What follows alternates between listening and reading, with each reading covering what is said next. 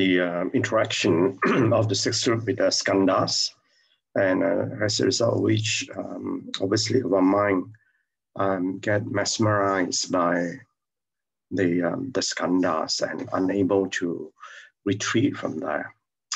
I will explain this in the next slide. So, and so that isn't the true Dharma of one vehicle and transcend illusory appearances. So what do you mean by transcend?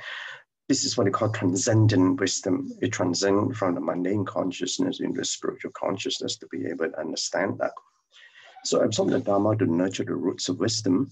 And obviously, if you have the roots, you need the nourishment, right? The nourishment of our roots of wisdom as the Dharma. And steep yourself in the fragrance of virtue, and if you cultivate to a certain level, it's hard to explain. That can be understood by true experience. And see and hear the one Dharma vehicle to eternal sustain perfect enlightenment that we are doing at the moment.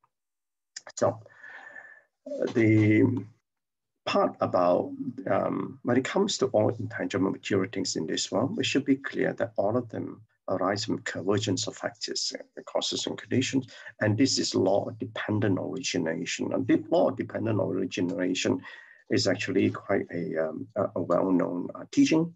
And if you understand the law of dependent origination is to understand the 12 cyclic existence.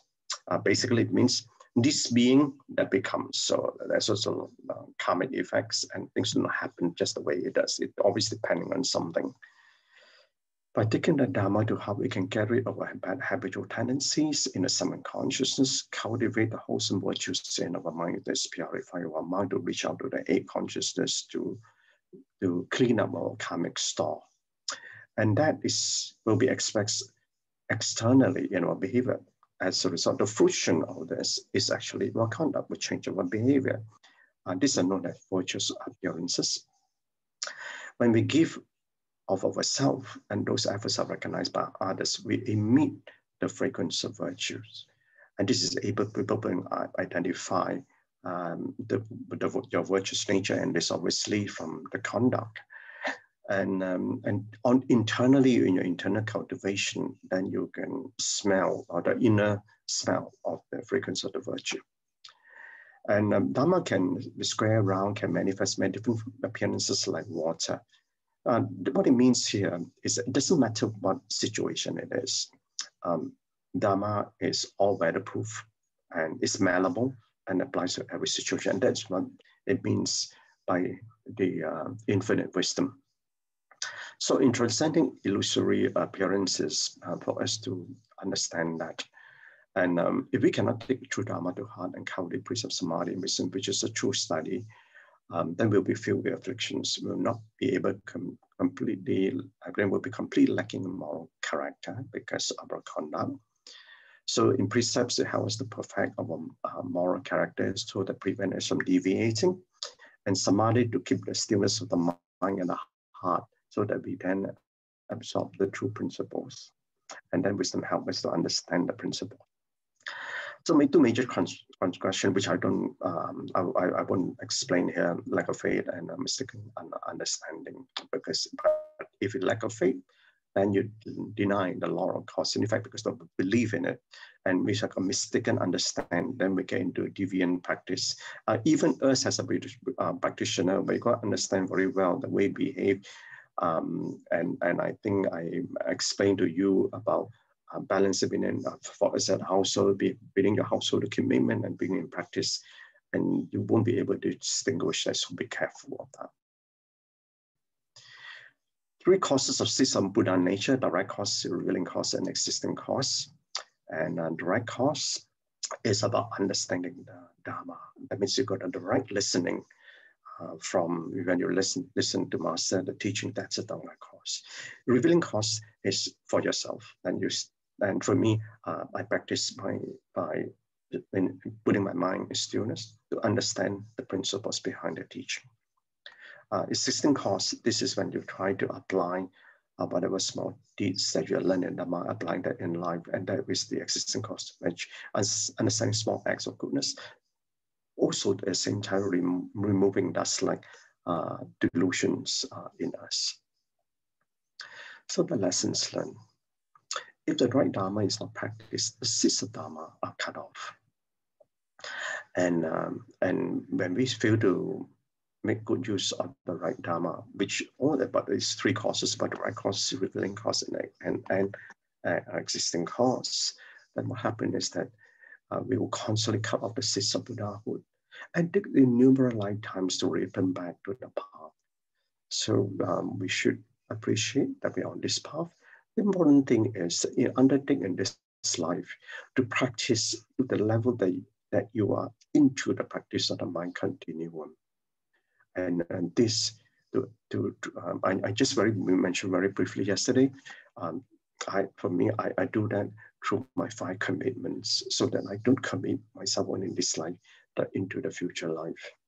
So if you refuse to form aspiration, and this aspiration about your vows as a direction that you seek, and then we're cutting off the seeds of the Sangha. And interesting, when I look at this line, we're cutting off the seeds of the Sangha, but at the end of the day, when you reach the level, when you progress in practice, at some point in time, you were a Sangha before, or you will be a Sangha at some point in time. And that's when we take on the path, towards the end of the journey. So based on exceptional teaching, they say that cutting off seeds of Buddhahood, it cuts off the seeds of the 3 treasures and it causes a great evil. The seeds of Buddhahood are seeds that produce the fruit of Buddhahood, and the practices of the Bodhisattva are seeds of Buddhahood. Why is that the case? Because to enter the door of Buddhahood, you've got to go through the practice of Bodhisattva. So we need to enter the door of Bodhisattvahood, to knock on the door of Buddhahood. So all this arises through the conditions. So when the conditions are right in our lifetime, as you do in this lifetime, then we got to walk the path diligently. As my master said yesterday, to overcome our indolence and whatever defilements and hindrances that we may have. So in contemplation, learn the ways of world-transcending roots of goodness, which is relating to what Master said this morning in the recording. World-transcending, in other words, we need to not be dancing in the worldly ways. Very often we dance to the sounds of the world, but you've got to transcend through that, through the roots of goodness. Why through the root of goodness? The roots of goodness are the one we walk the Mahayana path, the Bodhisattva path, for the benefit of others. So the lived life ought to be lived in accord with the teachings of the path. So the teachings of the path teaches about how to do what not to do. Then we need to understand that. So therefore, when you understand the principles that apply experiential learning, it's not easy. So like I shared beyond in contemplation yesterday, as a householder, we don't know where we find a balance between a householder's life and a spiritual life. But I shared with you in contemplation, it's actually no separation. It's one and all the same. Thus arise the goodness of the spiritual rewards. And the spiritual rewards is why you actually practice to have, you learn to have this good life that you have, and get into good practice. But in between, a good life, good practice, you need a good body, a good mind, your good character, your good voice, and your good spiritual fortune to be in practice. So for one to transcend the worldly ways to live in the Dharma, that of the wholesome life, so that one is no longer bound by the material world. So what I mean by no longer bound by the material world, that means Dharma, it doesn't matter what shape it is, it's malleable, but it's square around, because it will apply irrespective of what life that we have.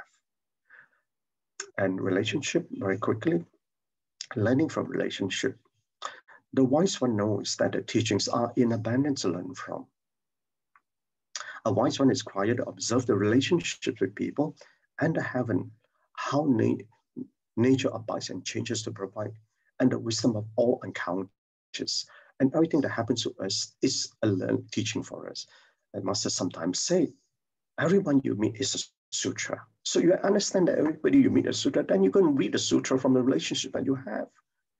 And then also from the nature, how the nature abides, and how Prachika Buddhas do. They learn from the nature and how they abide and changes. So be grateful for all the teachings. There are no bad teachings. They are just tough ones. And the tough ones are nothing more to train a person up in courage and strength. So be respectful to all, including nature, which has provided you well. So you have a good life, appreciate a good life, and learn how to apply the good life in the Dharma.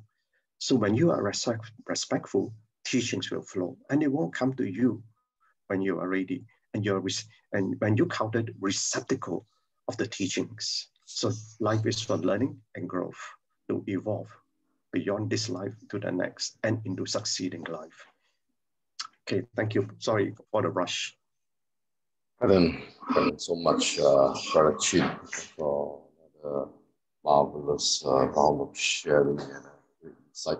Okay, before BrotherChin leaves us, we will take a group photo. Please, everyone on your video, brothers, sisters, those who can or cannot, you still have to on your video. Yes, as we take our group photo, maybe we can get Brother Chris to share. A bit of sharing. Sister Irene, are you there? Sister Effie is on duty. Effie, on duty, yeah, together with Sister Effie is on duty. Hello. Yeah. Sister, where are you going, sister? Enjoy your duty. And bye. Sister Effie sharing. Okay. Oh, Brother Robert said, good morning, Brother Robert. Yeah, morning. What are three? We're on the way to the international school. Oh, I see. Oh, I see. Thank you. I need to go, sorry. Thank Enjoy you. your day. Bye-bye. Bye-bye. Hey, 咩拿得？这个 photo 了咩？这个你 sharing 过了？还没有。Sorry, Brother Robert. We got to go. Okay, no problem. Yeah, just switch off, mute yourself. Yeah, and then.